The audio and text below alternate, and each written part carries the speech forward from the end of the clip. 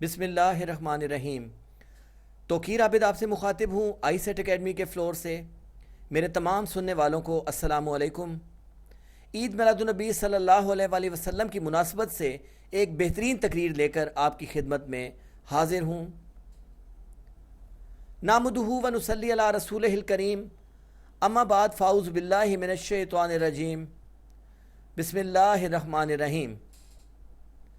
سہارا دیا جس کے نقش قدم نے، اسی کی محبت اسی کے کرم نے، اسی نے ہے ہم کو اجالے پہ ڈالا، اسی سے ہے اسلام کا بول بالا۔ صاحب صدر آج سے 1400 سال پہلے خطہ عرب کے طول و عرض میں جب برائی نے اپنے پنجے گاڑ رکھے تھے، ظلم کرتے وقت عمر کا لحاظ نہیں کیا جاتا تھا، بچیوں کو پیدا ہوتے ہی زندہ دفن کر دیا جاتا تھا، شریف انسان کی کوئی عزت نہ تھی، ہر ظالم اور بدماش اپنی مرضی کے فیصلے کرتا پھر رہا تھا، جہالت اور گمراہی نے ہر طرف ڈیرے ڈال رکھے تھے، تب رحمت خداوندی جوش میں آئی، اور پھر جب آئے زمین پر محمد ہمارے، جب آئے زمین پر محمد ہمارے، فلک نے زمین پر بچھائے ستارے، اٹھے سرزمین عرب سے یہ نعرے، محمد ہمارے بڑی شان والے۔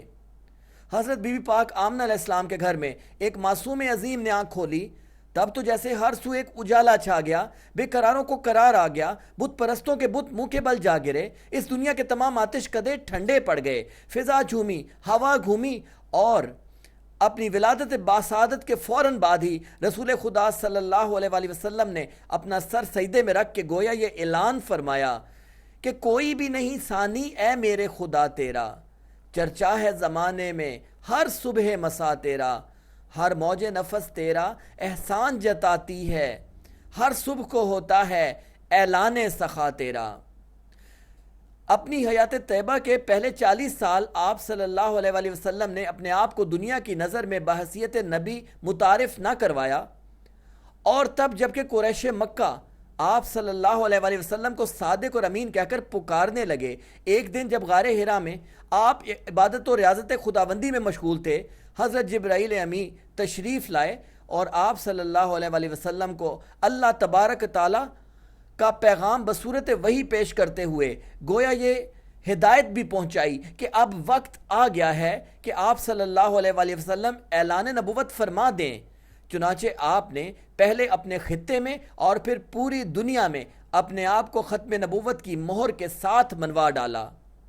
اسی کے ہیں ہم پر یہ احسان سارے، قدم منزلیں چومتی ہیں ہمارے، اسی نے ہے گرتے ہوں کو سنبھالا، اسی سے ہے اسلام کا بول بالا۔ صاحب صدر 12 ربیع الاول کا دن ہی وہ دن ہے جس دن ہمیں طوفانوں میں ساحل ملا، ایک پیر کامل ملا، ایک سکون دل ملا، رحمت کا بادل ملا، ایک نشان منزل ملا۔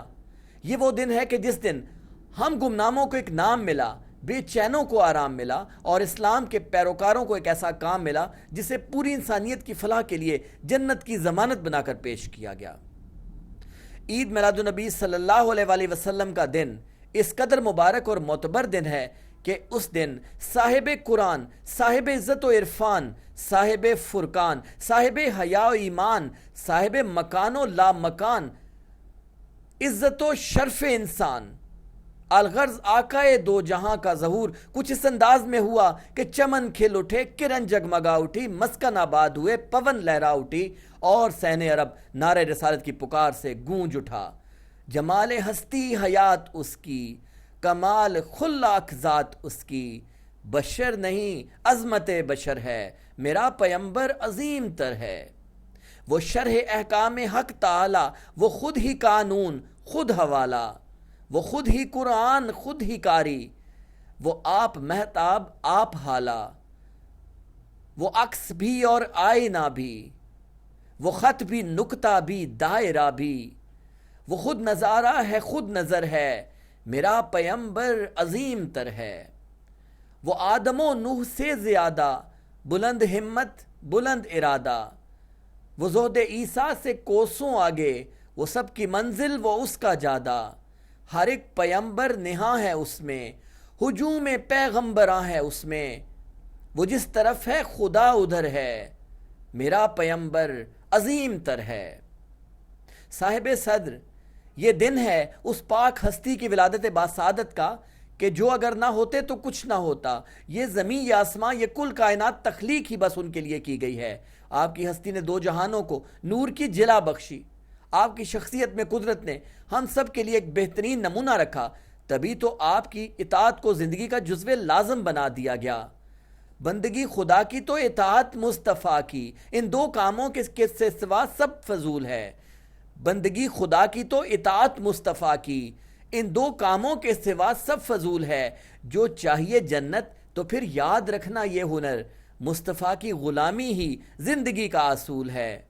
آخر میں بس یہ کہنا چاہوں گا کہ عید میلاد النبی صلی اللہ علیہ وآلہ وسلم کو منانے کا سب سے بہترین طریقہ یہ ہے کہ آپ صلی اللہ علیہ وآلہ وسلم کی سنت پاک کی پیروی کی جائے، اور اس دن کوئی ایسا کام نہ کیا جائے جس سے خدا یا اس کا محبوب ناراض ہو.